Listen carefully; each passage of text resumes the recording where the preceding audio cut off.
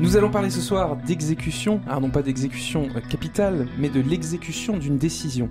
Essayer de répondre à cette question fondamentale et importante, comment garantir à une personne qui a gagné un procès en justice qu'elle reçoive effectivement ce qu'elle a demandé ? Qui va forcer le débiteur à payer ? Et comment obliger un État ou son administration à faire ou donner ce qu'il doit selon justice à une personne ou une société ? Alors ce sont des questions très rarement abordées dans la presse, car celle-ci ne fait généralement qu'annoncer la décision pour ne plus en parler ensuite, comme si tout était fini, alors que bien souvent la sentence tarde à être appliquée et les dommages et intérêts éventuellement obtenus ne sont pas versés de sitôt. Alors, nous allons modestement ce soir nous concentrer sur la Cour européenne des droits de l'homme à Strasbourg, d'autant que la question est encore plus intéressante, car cette Cour européenne peut déclarer que des lois sont contraires à la Convention européenne des droits de l'homme. Alors, comment fait-elle cette Cour pour faire appliquer ses décisions et effectivement contraindre parfois un État à changer sa loi ? Mon invité, Agathe Villain, qui travaille actuellement à l'ECLJ, va nous expliquer les rouages de ce système. Le droit en débat avec l'ECLJ sur RCF Alsace. Alors Agathe, cette question sur le bord des lèvres, quel principe, comment la Cour européenne des droits de l'homme fait-elle pour faire appliquer ses décisions ? Est-ce qu'elle a des huissiers ou des policiers ? Alors non, la Cour, elle n'a pas de huissier pour faire appliquer les décisions ou être sûr que l'État paye des dommages et intérêts. Donc là, ça repose vraiment sur la bonne foi des États et sur la coopération de l'État à respecter la décision de la Cour. Alors, est-ce que vous pouvez nous donner, donc je rappelle qu'on parle de la Cour européenne des droits de l'homme à Strasbourg, qui est une instance juridictionnelle suprême qui fait partie du Conseil de l'Europe, donc qui contient 47 États membres. Et le principe, c'est que quand les États s'engagent à respecter une convention, et si une personne, un citoyen de l'Union européenne, justement pas de l'Union européenne, de toute l'Europe, considère que ses droits ont été bafoués, il peut venir à la Cour européenne des droits de l'homme si son pays n'a pas reconnu ses droits. Alors, imaginons que la Cour européenne des droits de l'homme, qui rend des dizaines, des centaines, des milliers d'arrêts de décisions chaque année, quel est le chemin traditionnel alors ? Qu'est-ce qui se passe quand la Cour européenne des droits de l'homme donne raison à quelqu'un et dit que l'État doit lui verser 10 000 € de dommages et intérêts ?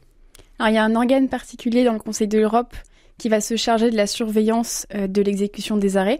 C'est le comité des ministres qui est représenté par un représentant de chaque État parti au Conseil de l'Europe. Et donc ce comité va, avec l'État qui a été reconnu coupable, instaurer un dialogue, une coopération pour que l'État paye ses dommages-intérêts, prenne des mesures générales pour que d'autres violations similaires à celles constatées ne se reproduisent pas dans le futur. Et alors ce comité des ministres, il est saisi automatiquement dès que la Cour prend une décision ou c'est que certaines affaires qui... C'est vraiment sur toutes les affaires que le comité va intervenir, oui. Et alors, pour clarifier, donc ce sont en fait des États qui se jugent un peu entre eux. La Cour européenne des droits de l'homme va généralement faire quoi ? Elle va condamner les États à payer des amendes et éventuellement pousser les États à changer leurs lois. Quels sont les types de décisions généralement que la Cour européenne des droits de l'homme Oui, c'est ça. Souvent, elle va accorder une satisfaction équitable par des dommages et intérêts pour le requérant, pour le préjudice qui lui a été causé par l'État. Et dans un second temps, elle va souvent viser la pratique, une loi qui serait contraire à la Convention. Et donc, l'État est invité, avec la coopération du comité des ministres, à cibler un petit peu ses problèmes et à modifier sa pratique. Ça peut aller jusqu'à une modification de la législation pour que la pratique de l'État soit ensuite en conformité avec la Convention. Et alors, est-ce qu'il y a des mauvais États ? Est-ce que les États obéissent ? Est-ce que si on faisait un petit tableau général, qu'est-ce que vous pourriez nous dire sur l'exécution et l'application des décisions de la Cour européenne des droits de l'homme ? De manière générale, le paiement des dommages et intérêts est plutôt bien respecté en temps. Ça, c'est moins le problème. Ce qui peut poser en revanche problème, c'est plutôt la modification de la loi. Certains États peuvent être un petit peu réfractaires à modifier une pratique qui est assez répandue ou une loi auquel il peut tenir pour plusieurs raisons. Donc il y a des États qui sont plus ou moins condamnés, on le sait. D'autres qui respectent plutôt. Donc quand un État est régulièrement condamné, la pression de modifier sa législation peut être plus importante, mais c'est pas pour autant que l'État le fait à chaque fois. D'autant qu'il y a une question subtile et un petit peu délicate, c'est peut-être aussi pour ça qu'on n'en parle pas souvent, mais la Cour européenne des droits de l'homme juge des affaires particulières. C'est à chaque fois une personne qui a une situation, que ce soit, qu'est-ce qu'il y a comme affaire de garde à vue, des questions de violence policière, des questions d'expulsion, et la Cour européenne des droits de l'homme, si je ne me trompe, prend souvent des décisions, on dit d'espèce, c'est-à-dire vraiment elle regarde sur un cas particulier. Voilà, le cas particulier. Et finalement, elle dit que la loi peut être bonne, ou elle va pas critiquer forcément la loi d'un État, mais dire... Non, c'est ça peut être son interprétation ou la manière dont elle est appliquée qui serait en soi contraire à la Convention, mais il faut pas faire une généralité en pensant que la Cour, à chaque arrêt, elle va demander à l'État d'aller jusqu'à modifier sa législation dans sa globalité. D'accord, c'est ça.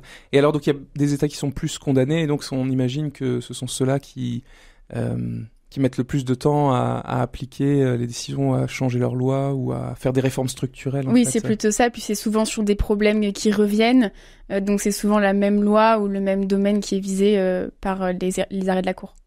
Je repensais à ces États parce que quelqu'un nous a appelé un jour à l'ECLJ, quelqu'un de nationalité bulgare, et ça fait vraiment prendre toute l'importance de ce sujet, c'est qu'il avait un problème de recouvrement de propriété. Son pays avait vécu le communisme, il avait beaucoup de propriétés, il avait tout perdu, et il avait réussi à les récupérer par décision de justice des cours bulgares. Donc les cours bulgares avaient reconnu ses anciens titres de propriété et lui avaient dit effectivement vous êtes de nouveau propriétaire de tous ces terrains, de toutes ces maisons. Et le monsieur était très content, mais quand il voulait aller faire exécuter ses décisions pour retrouver pleinement la jouissance, la propriété de tous ses biens, il y avait personne pour. La justice continue de lui refuser de mettre en œuvre concrètement la décision de la justice. C'est pour ça que c'est très important, cette question d'appliquer les décisions de la Cour européenne des droits de l'homme. Et donc je vous propose maintenant de prendre un exemple qui illustre peut-être un peu les limites de ce système. Le droit en débat avec l'ECLJ sur RCF Alsace. Vous avez travaillé, Agathe Villain, sur 3 affaires contre la Pologne, Tisiak, R et P et S, donc qui sont justement à l'examen du comité des ministres pour le suivi.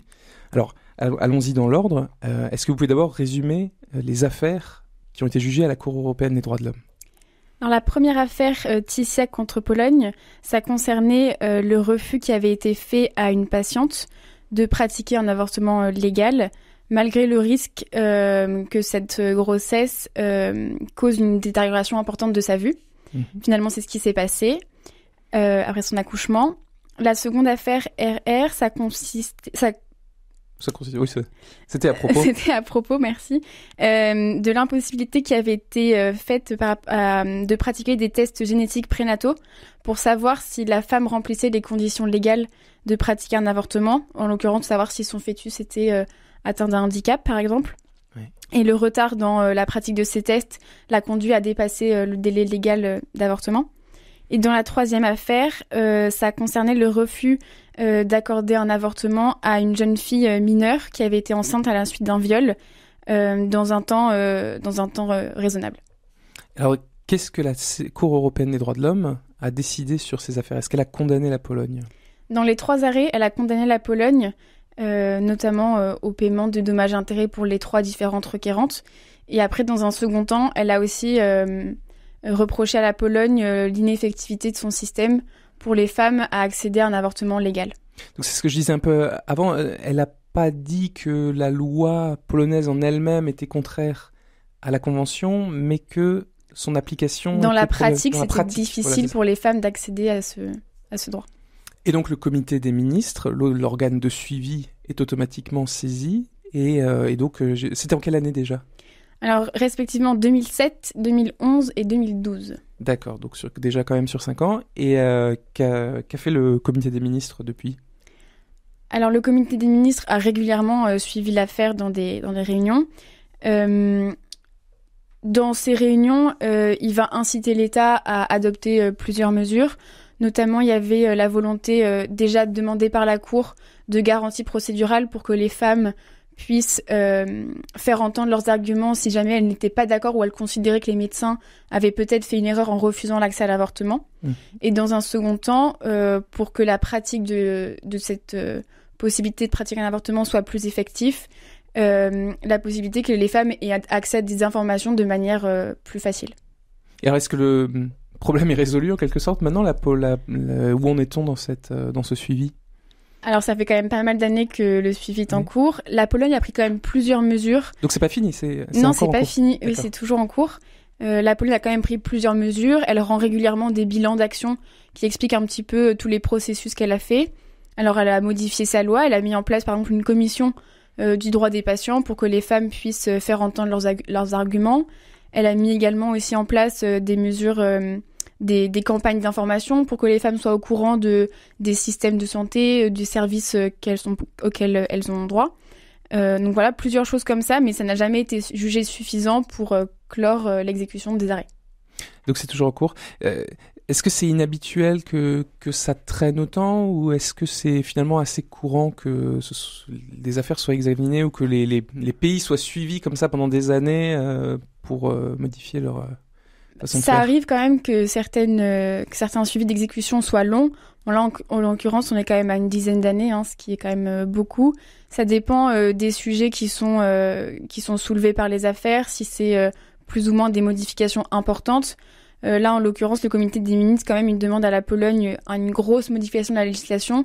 Et la Pologne, qui est légitimement réticente à beaucoup de changements, comme le comité des ministres demande, ça explique un petit peu la lenteur de la procédure. Parce que si on imagine, ce comité des ministres, en principe, je crois que ce sont les premiers ministres des États qui sont censés y venir. Bon, comme les réunions sont très fréquentes, en fait, ils délèguent ça à des ambassadeurs ou des représentants. Donc, on imagine les 47 représentants de chaque pays. On se doute bien que les considérations politiques de chaque État envers un autre doivent jouer. Si un État peut embêter un autre État parce qu'il est sur un arrêt, en fait, l'exécution des décisions de la Cour européenne des droits de l'homme peut être un peu utilisée, selon ce que vous me direz, par les États, en fait, pour faire un peu de pression contre d'autres États avec lesquels ils sont en bisbille pour autre chose. Est-ce que c'est un peu ça pour cette affaire ? Oui, c'est ça, on peut en profiter un petit peu. Et en l'occurrence, le sujet de l'avortement, c'est quand même un sujet qui revient régulièrement contre la Pologne. Les États européens ne sont pas particulièrement d'accord avec la façon dont la Pologne aborde cette question. Donc c'est vrai que c'est un peu un moyen de pression politique. La majorité, les décisions sont votées à l'unanimité, mais le fait que l'exécution se poursuive, ça montre bien que la surveillance et que la pression qui est faite par les autres États européens sur la Pologne est quand même continue et importante. Donc du coup, oui, ça explique peut-être aussi pourquoi ça dure si longtemps, cette volonté de faire un consensus. C'est-à-dire tout le monde contre un État, c'est ça le consensus, ou il faut même que l'État accepte En fait, on a deux parties qui s'affrontent. On a d'un côté la majorité des États au sein du comité des ministres qui va accentuer cette surveillance. Il y a plusieurs mécanismes qui permettent d'intensifier la surveillance. Et de l'autre côté, on a l'État qui est souverain et qui peut aussi, dans la mesure de sa souveraineté, ne pas accepter d'aller jusqu'à modifier sa législation ou la vision qu'il a de l'avortement, en l'occurrence. Et alors là, selon vous, dans ces affaires précises, le comité va trop loin, parce que, encore une fois, on l'a dit, ce sont des affaires concrètes. Donc la Cour dit, dans telle et telle situation, dans ce cas particulier, il y a eu un souci, vous avez mal appliqué votre loi, donc un État pourrait quand même légitimement dire « Ok, j'ai pris des mesures pour éviter que ça se reproduise à l'avenir ». Est-ce que ce serait une réponse qui devrait être suffisante ou est-ce que le comité veut plus, en fait ? C'est vrai que le comité, il est censé quand même se focaliser sur les faits qui ont été traités dans l'affaire. Et là, dans les dernières décisions du comité des ministres, on voit qu'il y a des nouvelles informations, des nouveaux arguments qui rentrent en compte. Et plus généralement, le comité des ministres va par exemple viser pour la Pologne les disparités régionales qui existent entre les différents hôpitaux et le nombre d'avortements qui sont pratiqués. Et il va même jusqu'à viser un arrêt qui a été rendu en octobre 2020 par le tribunal constitutionnel de Pologne, qui a supprimé un des une des exceptions à la pratique de l'avortement. Et le comité des ministres vise cette décision alors que ça n'a aucun rapport avec les faits dont on a parlé et qui sont en cause dans les 3 affaires qui ont été en cours devant la Cour. Comité des ministres.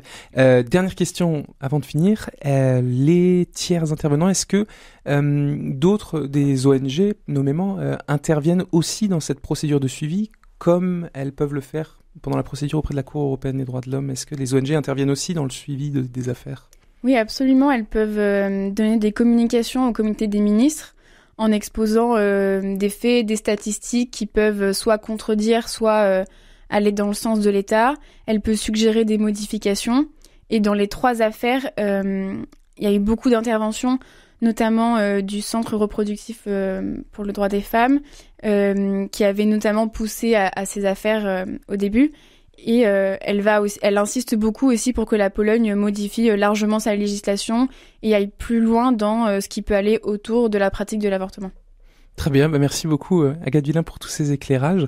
J'espère qu'on a été clair et concis pour nos auditeurs et je vous souhaite une très bonne soirée sur RCF Alsace.